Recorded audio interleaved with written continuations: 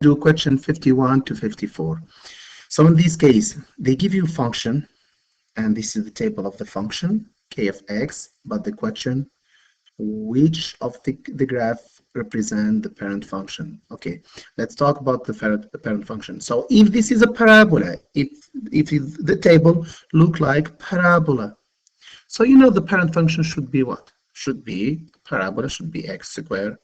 So if your graph look like a line, so that's a linear, so the parent function would be y equal x, or if it's exponential, so you know, exponential or radical like function.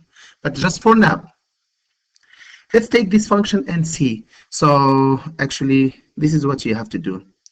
You go to the stat. We know how to do the stat, so I done it already. So we go to the stat, control escape. Okay, come on. So I go to new document. You wanna save? Okay, so let me show you. So new document, I'm sorry, no for save. You're gonna go to the spreadsheet, you're gonna type X next to A, you type all your number as you see them, -4, enter, -3, enter, -1, enter, and 1, enter, and 2. Then on the right side, you type Y next to B, and then you type all the numbers 20, 13, 5, 5, and 8. Now we have a data. We want to see how our data look like. So you go back to menu, you go back to data. Let's see which one, data capture. Let's do it. Oh, no, this is not the one. I'm sorry, it's my fault. So we want to see the graph. So we go back to menu. We go to data, generate, or summary plot. So summary plot, X list X. So let's see a new page. Okay, so now we don't have anything, you see, because you have X and X. Now we have the X, so we have to change these to Y. So we must change these to Y. Now when you do that, this is your data. You see at -4 you have 20, and then at -3. So look your data. So this is the first. So let me graph it. So this is the first point, the second, the third, the fourth, and the fifth. So we see in this case, if you're gonna graph it, this is a quadratic equation. It looks like quadratic. So your data will tell you the parent function would be x squared. It's quadratic. If even you take a graph paper and you plot this point and you collect them, it's gonna be parabola. Now they give you a system of equation and they ask what's the solution for this system. This is what I tell my student. You know what? When they ask for a solution of a system of equation, you are very lucky because you have the inspire. You can use it to solve a system. And this is how. You go to calculate, you press menu, 3, then system. Of course, your system has two equations. Of course, we use an X and Y, so you're gonna press OK. Now the top, you're gonna press your system on the top as you see it. So 4x minus 7y, what is the y right here, equal to what? -2. Now you type the same thing, 12x minus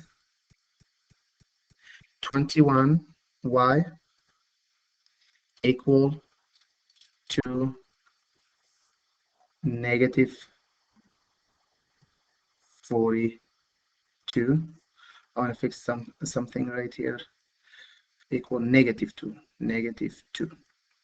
Now, after you enter your system, enter what they said, no solution found. So the calculator will tell you if you have no solution, it's no solution. So there is no solution, so the answer will be J. You see the answer bar will give you the answer. Now, the graph showing the cost of attending in county fair on Thursday and Saturday. So 2 days. We see this is Thursday and this is Saturday, and playing X game each day. Okay, so kind of this graph will tell you story. Let's see like Thursday. Thursday at the starting at the gate, I guess people they pay $10. And this is the number of the game. So I guess the first game is gonna cost almost $2. $2 for game. So you see how $2 for game. So if you play $1, you pay 10 plus 2, it's 12. Then you keep adding. So maybe less, like $1.50, something like that. But this is how I see it for Thursday. Now for Saturday, Saturday is cheaper. They they get you with $8 at the door, and they charge a little more than $2, a little more. And of course, this is how it's gonna be. Let's see the statement. Which statement is true? The cost of each game on Thursday is 50 cents. 50 cents. I don't think this is 50 cents. 50 cents will be right here less. So I think no, this is not. Person will spend $4 more to attend the fair and play 6 games on Saturday than Thursday. Let's see for 6 games. So the target here for 6 games. So at Saturday, that's how much the 6 game costs. And Thursday, this is how much cost. Let me check this number. So this is almost, this number right here, almost $19. So in Thursday, if you play 6 games plus the $10 you pay, that's $19. That's how much it costs you to get in plus 6 games. Now let's see on Saturday for 6 games. It's almost between 22 and 23, 24. That's $23. So kind of we rounding here.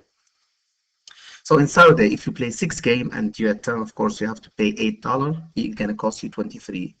Now Saturday will be $4 more. So the difference is $4 between Saturday and Sunday. Let's see this statement. The person will spend $4 more to attend the fair and play 6 games on Saturday than Thursday.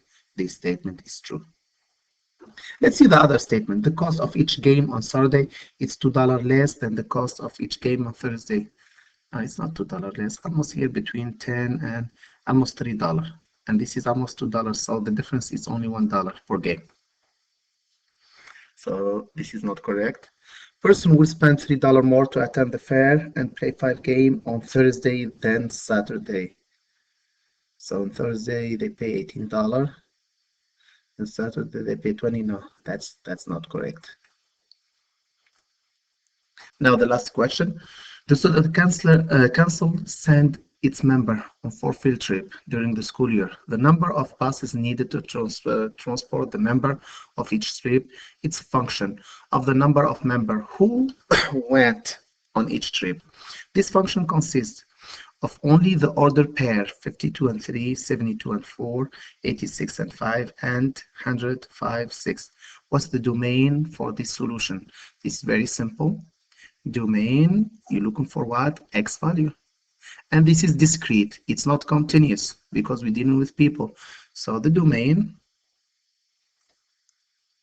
we start with 52, 72, 86,